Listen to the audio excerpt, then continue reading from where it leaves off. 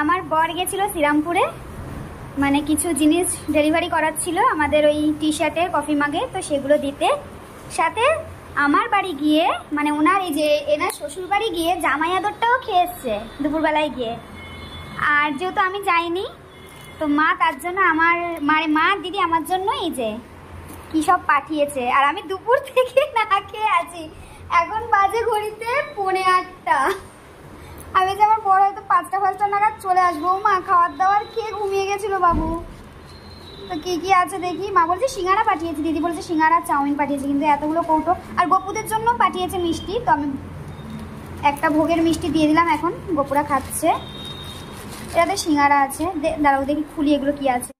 এই যে মা পাঠিয়েছে সিঙ্গারা, এটা হচ্ছে কচুরলতি চিংড়ি মাছ দিয়ে। ও আমার তো এখনই মানে জিভে জল চলে আসছে কথা বলতে বলতে দেখেই।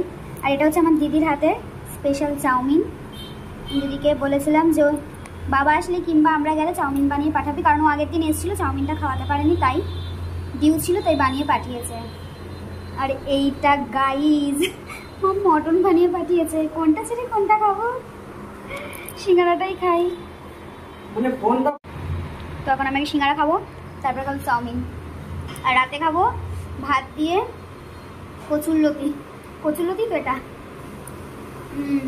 গরম গরম ভাত দিয়ে কচুরলতি, আর সাথে মটন। সারাদিন না খেয়ে এখন গান্ডে পিন্ডে গিলবো। আমার দিদির হাতের স্পেশাল চাউমিন, হলুদ হলুদ চাউমিন, ভীষণ ভালো লাগে।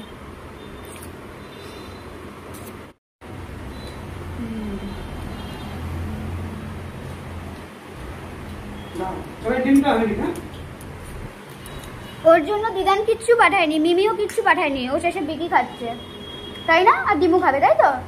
একটা বলও পাঠায়নি দিদান তোমার জন্য, ওর জন্য কিচ্ছু পাঠায়নি। গপুর জন্য পাঠিয়েছে, আমার জন্য মানে আমাদের জন্য পাঠিয়েছে, কিন্তু আমার সোনার জন্য কিচ্ছু পাঠায়নি।